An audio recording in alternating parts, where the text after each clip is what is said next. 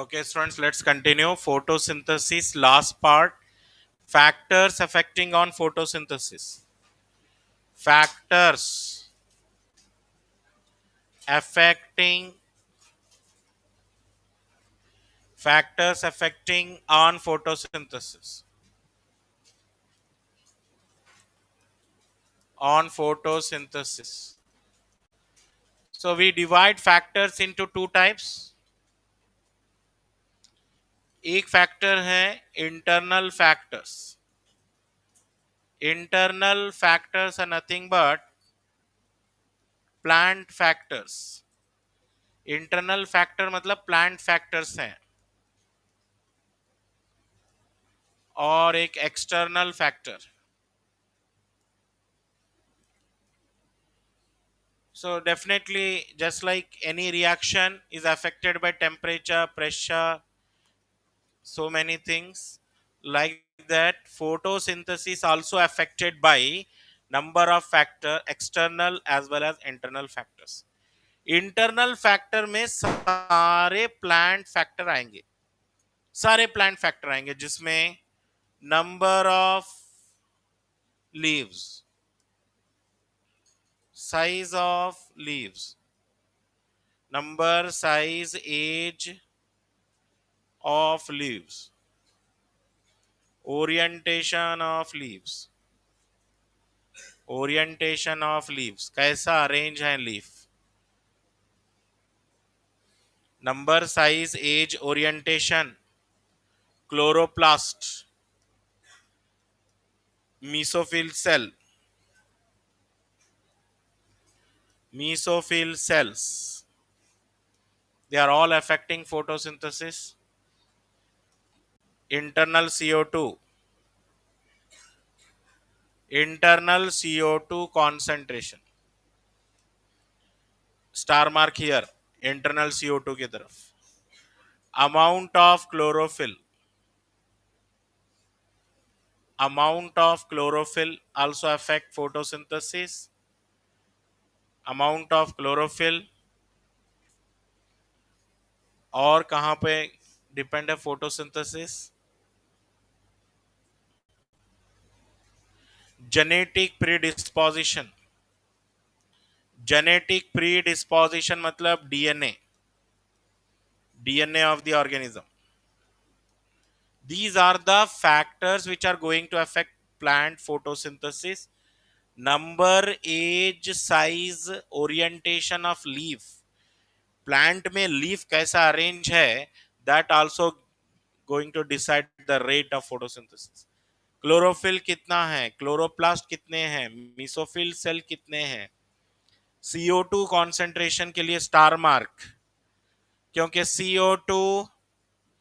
CO2 क्या है, it can be both the factor external as well as internal, इसलिए star mark लगाया वहां पर. या एक्सटर्नल में आ रहा है लाइट, लाइट के बाद आएगा कार्बन डाइऑक्साइड,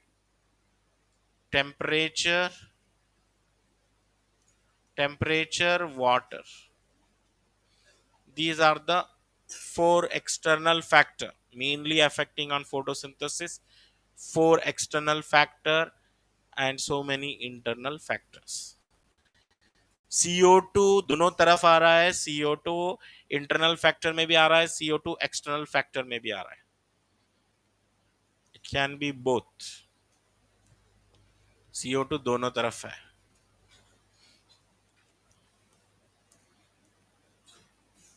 बिल्कुल ऐसा क्वेश्चन आएगा, आ सकता है. Which of the following is an internal factor or not an internal factor, ऐसा question. How many are internal factors? अब कंफ्यूज क्या होते हैं बच्चे मालूम है, number of leaf, number of leaf ये एक्सटर्नल फैक्टर है या इंटरनल फैक्टर है, प्लांट का फैक्टर है ये.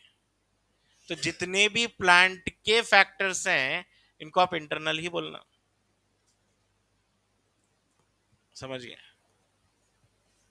जेनेटिक प्रीडिस्पोजिशन किसको बोलेंगे, डीएनए को बोल रहे हैं, डीएनए. चलिए हो गए फैक्टर्स की लिस्ट. अब यहां पे एक लॉ आता है, दैट इज कॉल्ड ब्लैकमैन्स लॉ। क्या है ब्लैकमैन्स लॉ? यहां तक नोट कर लिया सब?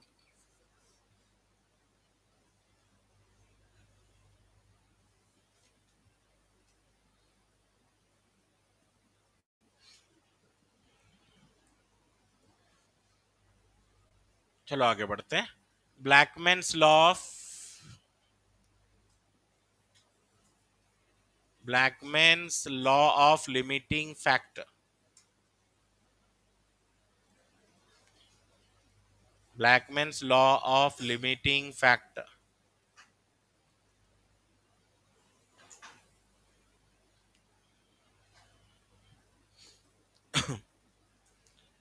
Who proposed Blackman's law? Blackman's law. Given in the year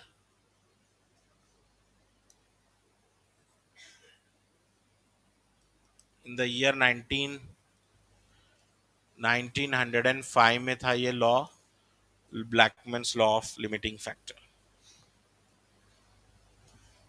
क्या है ये law? When a process like photosynthesis when a process like photosynthesis is conditioned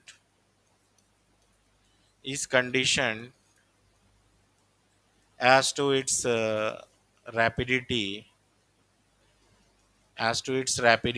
by a number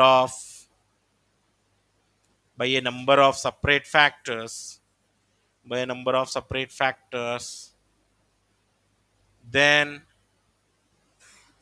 the rate of process decided by minimum available factor, decided by minimum available factor then the rate of process decided by minimum available factor। मतलब अगर कोई भी process जैसे कि photosynthesis को कोई भी process जैसे कि फोटोसिंथेसिस कितने स्पीड से चलेगा, अगर हम डिसाइड करना चाह रहे हैं whether photosynthesis going to occur very fast और slow, whether it is moderate और फास्ट और स्लो, ये सब डिसाइड करना चाह रहे हैं by number of separate factor, then the rate of process depends on minimum available factor. Plant हमेशा मिनिमम अवेलेबल फैक्टर के बारे में ही सोचता है। प्लांट, चाहे आप प्लांट को है ना वाटर अबंडेंट दे दो, वाटर बहुत ज्यादा दे दो, कार्बन डाइऑक्साइड ज्यादा दे दो, लाइट थोड़ा कम कर दो, तो प्लांट बोलेगा लाइट कम है इसलिए मैं फोटोसिंथेसिस भी कम करूंगा। अब लाइट बढ़ाए तो वाटर कम हो जाएगा, वाटर बढ़ाए कार्बन डाइऑक्साइड कम हो जाएगा, कुछ ना कुछ कमी रहेगी ही रहेगी। ठीक है, क्लियर? अब आज का क्लाइमेट, अर्ली मॉर्निंग टेम्परेचर जरा कम था, टेम्परेचर कम था, फोटोसिंथेसिस भी कम था। ठीक है, समर सीजन में टेम्परेचर ज्यादा है, वाटर कम है, रेनी सीजन में वाटर ज्यादा है, लाइट कम है। समझे? आपके स्टडीज भी ऐसे ही हैं। सब है, पढ़ो बोलते, पेन नहीं है, बुक नहीं है, नोटबुक नहीं है, पेंसिल नहीं है, इरेजर नहीं है, लाइट नहीं है, गर्मी हो रही है, सर्दी हो रही है, हेडेक हो रहा है, फीवर है, इंटरेस्ट नहीं है, सो मेनी फैक्टर्स। बहुत बड़ी लिस्ट है, इसकी तो लिस्ट कम थी, आपकी लिस्ट ज्यादा है। तो मिनिमम अवेलेबल फैक्टर के बारे में सोचते हैं आप, लेकिन ज्यादा आपको क्या सोचना चाहिए? मैक्सिमम अवेलेबल फैक्टर के बारे में सोचना चाहिए। आपको मैक्सिमम क्या मिल रहा है? अगर सक्सेस होना चाह रहे हैं तो मैक्सिमम अवेलेबल फैक्टर के बारे में सोचिए। सारे फैक्टर आपको एक साथ इंक्रीज होते हुए नहीं दिखेंगे, आपके पास भी कुछ ना कुछ कम रहेगा। सब चीज है तो इंटरेस्ट कम रहेगा। तो हमेशा जो मैक्सिमम अवेलेबल फैक्टर है उसके बारे में सोचना, अदरवाइज प्लांट की तरह ही रहेंगे। Photosynthesis depends on minimum available factor, इसलिए लॉ का नाम था law of limiting factor, limit कर देता है फोटोसिंथेसिस। तो देखेंगे, चलिए यहाँ पे एक्सटर्नल फैक्टर्स हम डिस्कस करेंगे। फर्स्ट एक्सटर्नल फैक्टर यहाँ पे हम डिस्कस करने वाले हैं light. Light, how light is going to affect photosynthesis, how light is going to affect photosynthesis.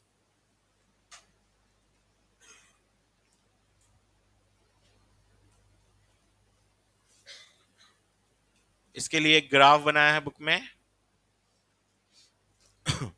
X axis पे ले लेंगे light intensity, light intensity, Y axis पे ले लेंगे rate of photosynthesis, rate of photosynthesis. जैसे जैसे मैं लाइट बढ़ाऊंगा तो फोटोसिंथेसिस भी बढ़ेगा, फोटोसिंथेसिस भी बढ़ेगा, इनिशियली बढ़ेगा। ये बढ़ रहा है, देखिए फोटोसिंथेसिस बढ़ रहा है, बढ़ रहा है, फिर जाके कांस्टेंट हो जाएगा। With increase in light, increases rate of photosynthesis, but only up to a certain limit। और ज्यादा लाइट करेंगे तो भी फोटोसिंथेसिस ज्यादा नहीं हो रहा, क्यों भाई? तो ये कर्व के है ना कितने पॉइंट्स हैं, देखिए, this is A point, this one is B point, ये सी पॉइंट है, ये डी पॉइंट है, और ये ई पॉइंट है। तो आपको बताना है what are this A B C D E points in this graph. A क्या है? ए क्या है? ए पॉइंट का मतलब क्या है? Light is limiting factor, light is limiting, light कम है ना, ए पॉइंट में लाइट कम है, सबसे कम लाइट कहाँ है? ए पॉइंट में। हम जाके पूछे यहाँ पे क्यों फोटोसिंथेसिस ज्यादा नहीं कर रहे आप, तो ए पॉइंट बोलेगा मेरे पास लाइट कम है। तो बी पॉइंट को जाके पूछे आप, लाइट इज पार्शियली लिमिटिंग बोलेगा बी पॉइंट, पार्शियली लिमिटिंग मतलब लाइट है लेकिन अभी थोड़ा होना था, लाइट है अभी थोड़ा होना था, थोड़ा सा ज्यादा होना था और, ठीक है। अब सी पॉइंट को जाके पूछे आप क्यों भाई फोटोसिंथेसिस ज्यादा नहीं कर रहे, अब तो लाइट, लाइट की कोई कमी नहीं है, सी पॉइंट मतलब लाइट यहां तक पहुंच गया आप, तो सी पॉइंट बोलेगा other factors are limiting, light तो ज्यादा है, other factors are limiting, other factors are limiting.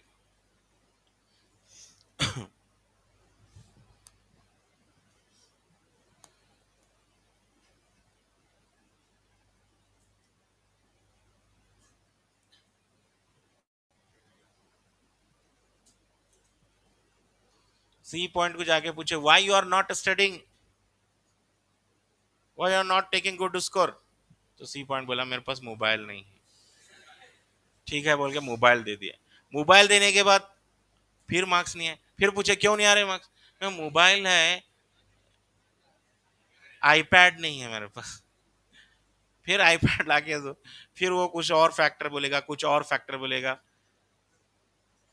इसके आगे बढ़ेगा नहीं बस वो, क्योंकि लिमिटिंग फैक्टर है उसके last, other factors are limiting. What is D point,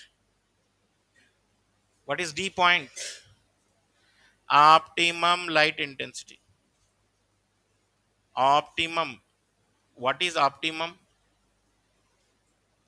optimum light intensity mean the best light intensity, ये जो है ना दी बेस्ट लाइट इंटेंसिटी है, इसके आप आगे लाइट बढ़ा दो तो भी कोई इफेक्ट नहीं हो रहा, the best light intensity is called optimum light intensity. What is E point?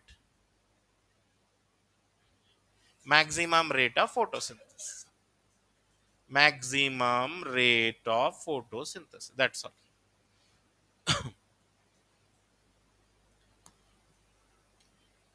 हो गया ये ग्राफ।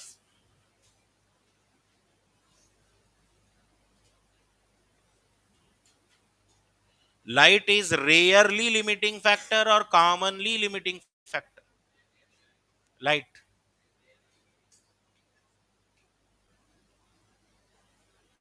रेयरली या कॉमनली, बताइए। लाइट जो है रेयरली लिमिटिंग फैक्टर है, रेयरली लिमिटिंग फैक्टर है, क्योंकि ऑलमोस्ट ऑल लाइट तो अवेलेबल रहता ही है। Rarely limiting factor, light is rarely limiting factor.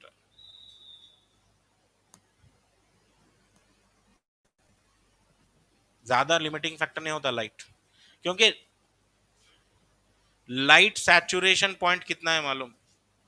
Light saturation point 10% of full sunlight. अगर 10% लाइट भी मिल गया तो भी मैक्सिमम फोटोसिंथेसिस होगा। अगर किसी दिन उतनी ज्यादा लाइट इंटेंसिटी नहीं है लेकिन 20% है सनलाइट का, 30% है या 10% है, तो 10% को मैं बोल रहा हूं सैचुरेशन पॉइंट।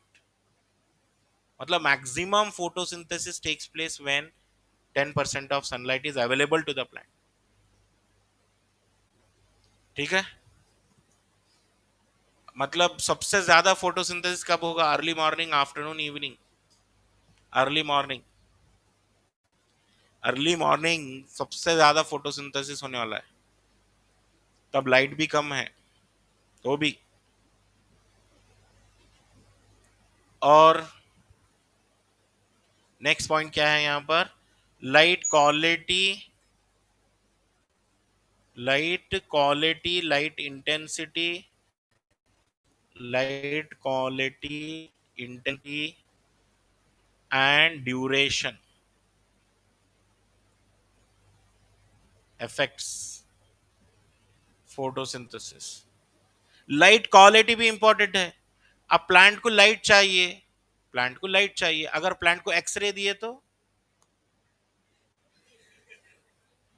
एक्सरे भी लाइट ही है, एक्सरे भी एक टाइप का लाइट ही है, तो नहीं नहीं चलेगा उसको। क्वालिटी इंपॉर्टेंट है। इंटेंसिटी, कितनी ज्यादा इंटेंसिटी होना चाहिए फोटोसिंथेसिस के लिए? ड्यूरेशन कितना रहना लाइट का? क्या कंटिन्यू लाइट गुड है या light with intervals of dark good है? What is good for photosynthesis? Intervals या continuous? Light with intervals of dark, मतलब इंटरमीडिएट लाइट, मतलब continue light is not good. अब लाइट है, फिर थोड़ा गैप हो गया, शैडो आ गया, क्लाउड्स आ गए, फिर थोड़ा लाइट आ गया, फिर शैडो आ गया, इस टाइप का लाइट जो है गुड है फोटोसिंथेसिस।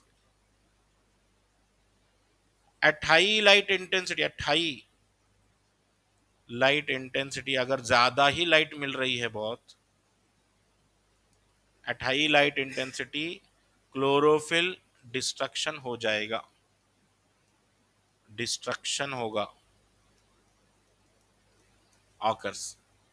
इसलिए समर सीजन में कई प्लांट्स आप देखते होंगे, they are going to wilt, dry and, कई प्लांट्स मर जाते हैं समर में।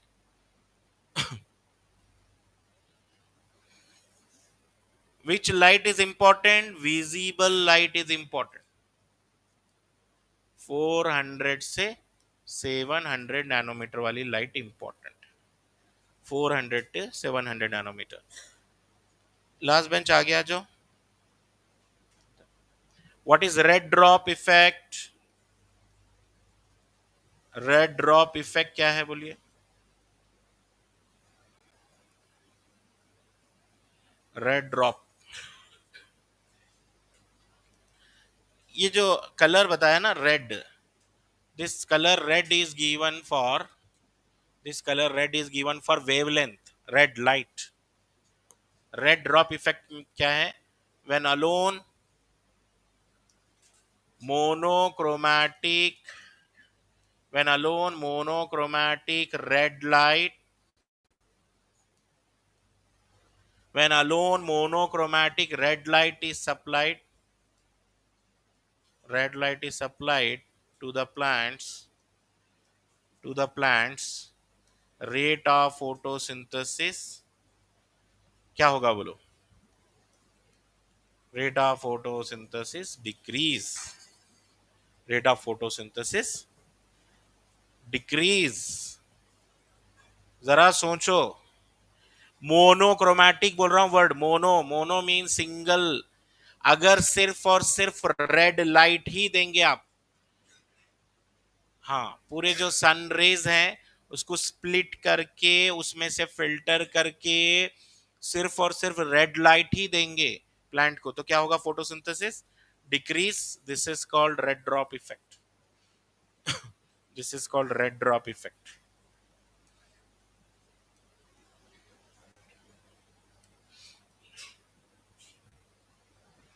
Red drop effect when alone monochromatic red light. यहां पे एक और चीज लिखो, 680 nanometre. When alone monochromatic red light is supplied to the plant, rate of photosynthesis decrease. This is called red drop effect.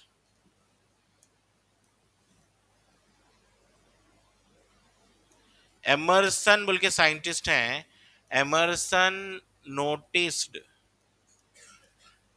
noticed that when he supplied when he supplied when he supplied high wavelength and low wavelength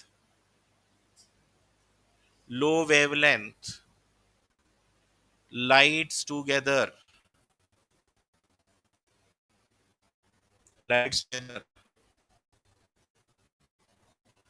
Emerson ने notice किया कि अगर वो high wavelength और लो wavelength light तो दोनों को साथ में सप्लाई कर रहा है. when he supplied high wavelength and low wavelength light together, rate of photosynthesis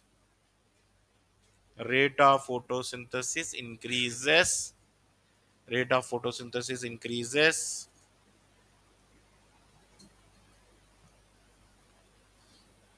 This is called Emerson enhancement effect. Emerson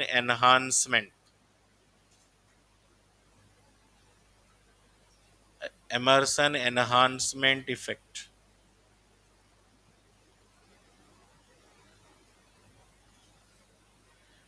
Emerson noticed that when he supplied high wavelength and low wavelength light together, rate of photosynthesis increases. This is called Emerson enhancement effect.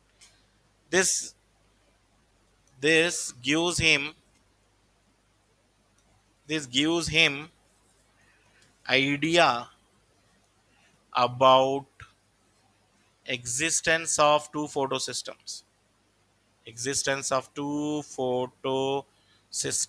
in plant.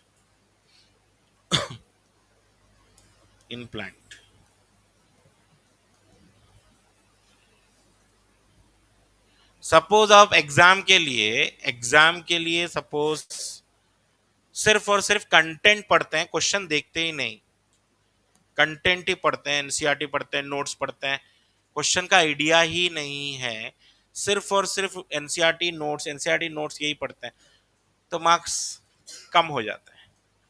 इसको बोलते हैं red drop effect. अगर साथ ही साथ अगर आप questions भी लगाएंगे, नोट्स और एनसीईआरटी फिर क्वेश्चंस भी लगाएंगे, तो क्या होगा? मार्क्स बढ़ जाएंगे. तो इसको क्या बोलेंगे? Emerson enhancement effect. इससे क्या मालूम हो रहा है आपको? क्वेश्चंस भी इंपॉर्टेंट है. More than one is important. One is important और more than one is important? More than one is important. सिर्फ और सिर्फ हाई वेवलेंथ रेड लाइट ही दे रहे हैं, फोटोसिंथेसिस डिक्रीज हो जाएगा। हाई वेवलेंथ को लो वेवलेंथ के साथ मिला के दे रहे हैं, फोटोसिंथेसिस इंक्रीज हो जाएगा। इससे एक आइडिया लगा के प्लांट में दो फोटो सिस्टम होते हैं बोल के एमर्सन को आइडिया लग गया था तभी। चलिए ये हो गया एमर्सन एनहांसमेंट। अब लीजिए CO2 का इफेक्ट क्या है। यह है major limiting factor. Carbon dioxide major limiting factor है।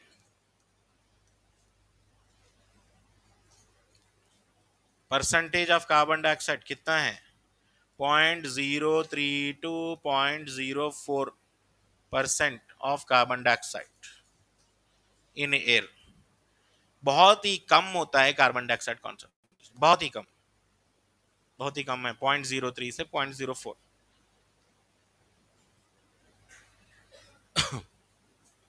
increase in CO2, increase in CO2, increase in CO2 up to 0.05% can increase photosynthesis। अगर ये 0.05 तक भी हो गया तो फोटोसिंथेसिस बढ़ेगा अप टू 0.5। About this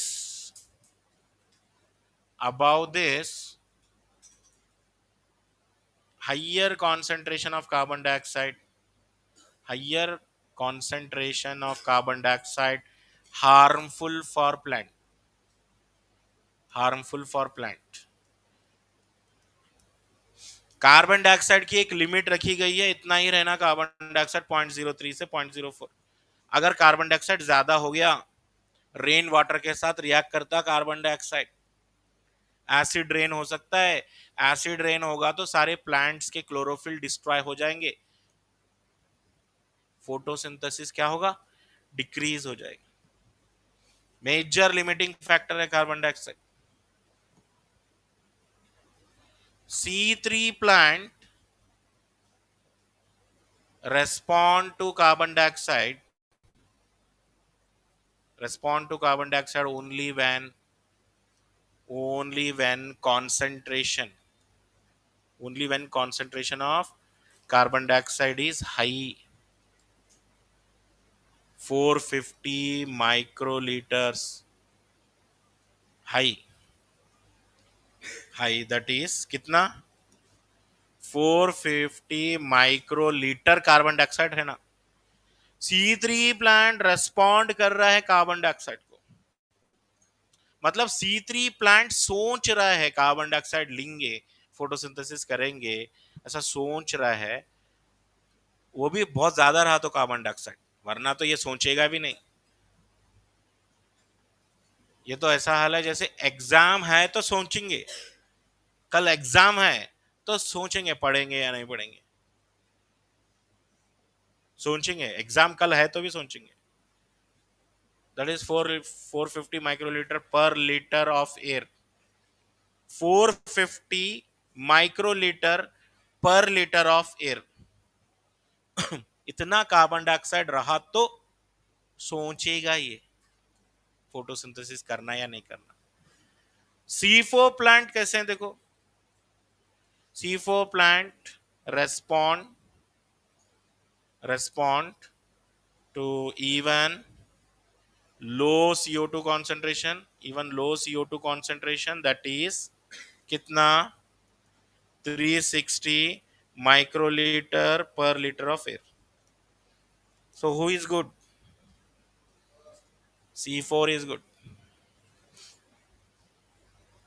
कुछ बच्चे बोलते हैं मंडे के दिन या ट्यूसडे के दिन पढ़ो, बोल दो अभी एग्जाम नेक्स्ट मंडे है, तो नॉर्मली अभी प्रेशर नहीं है हम आगे पढ़ने का कुछ भी। जब उनको प्रेशर बहुत ज्यादा है जैसे सैटरडे संडे तब पढ़ेंगे वो, तो C3 प्लांट है। जबकि C4 प्लांट है ना, फर्स्ट डे से लास्ट डे तक वर्क करते हैं। Who is perfect? C4 plant are perfect, और C4 प्लांट का स्कोर भी परफेक्ट है 360। नेक्स्ट, और क्या है, ऐसे C3 क्रॉप प्लांट्स, प्रॉब्लम किसके साथ है? C3 क्रॉप प्लांट्स के साथ प्रॉब्लम है, C4 के साथ प्रॉब्लम है आपको? C3 प्लांट के साथ प्रॉब्लम है। C3 crop plants like tomatoes, bell pepper are grown in greenhouses, ऐसे C3 प्लांट जो फोटोसिंथेसिस बिल्कुल कम कर रहे थे ओपन एरिया में, ऐसे C3 प्लांट को बंद कर देंगे, एक ग्रीन हाउस में बंद कर देंगे, और वहां पे सिर्फ और सिर्फ क्या देंगे? कार्बन डाइऑक्साइड देंगे, ऑक्सीजन देंगे ही नहीं। तो क्या करेंगे ये? मोर फोटोसिंथेसिस करेंगे। C4 प्लांट को आप कहां पे भी रखो, फोटोसिंथेसिस कर लेते हो। प्रॉब्लम किसके साथ है? C3 के साथ है। Next, both the plants both the plants are not responding, both the plants not responding to carbon dioxide at low light intensity। अगर लाइट कम है तो दोनों भी प्लांट कार्बन डाइऑक्साइड कितना भी दे दो, फोटोसिंथेसिस नहीं करेंगे। समझ गए बात? एक लास्ट पॉइंट ये देखिए, समझे, both the plants not responding, both the plants not responding to carbon dioxide at low light intensity, मतलब कार्बन डाइऑक्साइड आप कितना भी दे दो, अगर लाइट कम है फोटोसिंथेसिस नहीं करेगी। 10% तो रहना लाइट, ये कॉन्सेप्ट है। Next, third factor affecting on photosynthesis, temperature.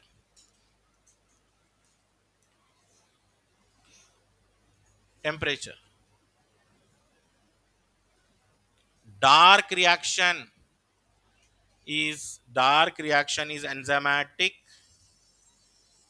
dark reaction is enzymatic reaction, enzymatic reaction dark reaction is enzymatic reaction. That's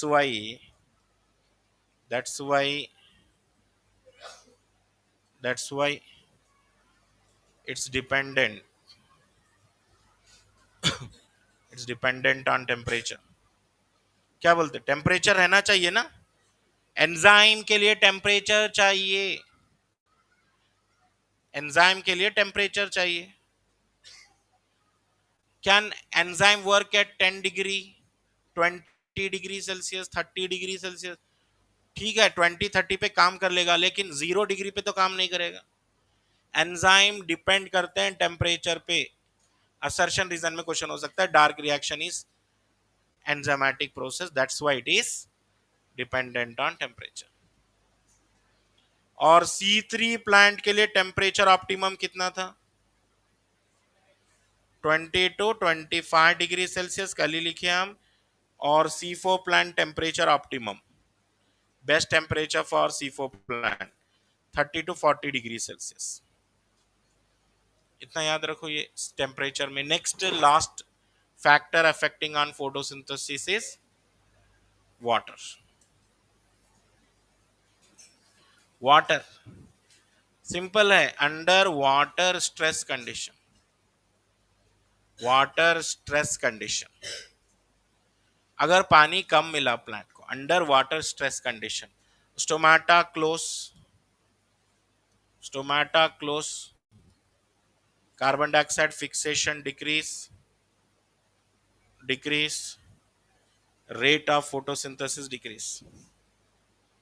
समझ गए? पानी कम मिला समझो प्लांट को, तो सबसे पहले प्लांट क्या करते हैं, स्टोमाटा ही क्लोज कर लेते हैं। Stress condition, stress, what is a stress condition for plant? Plant को भी स्ट्रेस होता है, वाटर स्ट्रेस, सॉल्ट स्ट्रेस, समझ गए, ड्रॉट स्ट्रेस, प्लांट को भी स्ट्रेस है। स्टोमाटा ही क्लोज कर लेता हो ना सबसे पहले। अगर स्टोमेटा क्लोज हो गया बोल तो कार्बन डाइऑक्साइड फिक्सेशन गया, डिक्रीज हो गया। वाटर क्या है? रॉ मटेरियल है, रॉ मटेरियल है for photosynthesis. Water raw material है फोटोसिंथेसिस का, रॉ मटेरियल है।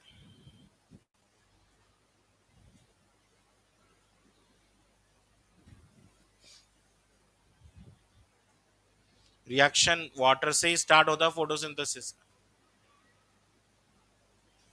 तो ये सारे फैक्टर्स एक देख लेना, और एक इंपॉर्टेंट टर्म देख लेना, वारबर्ग इफेक्ट बोल के देख लेना।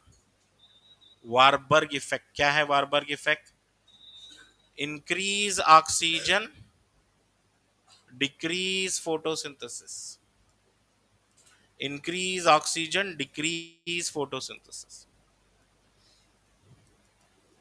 अगर ऑक्सीजन बढ़ गया तो फोटोसिंथेसिस डिक्रीज होगा। वो क्यों? क्योंकि ऑक्सीजन क्या है? प्रोडक्ट है। कब भी रिएक्ट, जब भी प्रोडक्ट बढ़ जाता है रिएक्शन का, तो क्या होगा? रिएक्शन स्लो हो जाता है। नहीं समझे? ऑक्सीजन क्या है? Oxygen is product, oxygen is by product ना। क्या है? ऑक्सीजन बाई प्रोडक्ट है, there by if oxygen increase, rate of photosynthesis decrease, rate of photosynthesis decrease। इसी प्रोसेस को हम बोलेंगे वारबर्ग इफेक्ट। रेड ड्रॉप अच्छे से पढ़ना, एमर्सन एनहांसमेंट इफेक्ट पढ़ना, वारबर्ग इफेक्ट अच्छे से पढ़ लेना, और बाकी के लाइंस ग्राफ वगैरह सब चेक कर लेना है। तो फोटोसिंथेसिस टॉपिक यहाँ पे क्लोज हो गया। नेक्स्ट क्लास में हम कंटिन्यू करेंगे with respiration in plants. Thank you.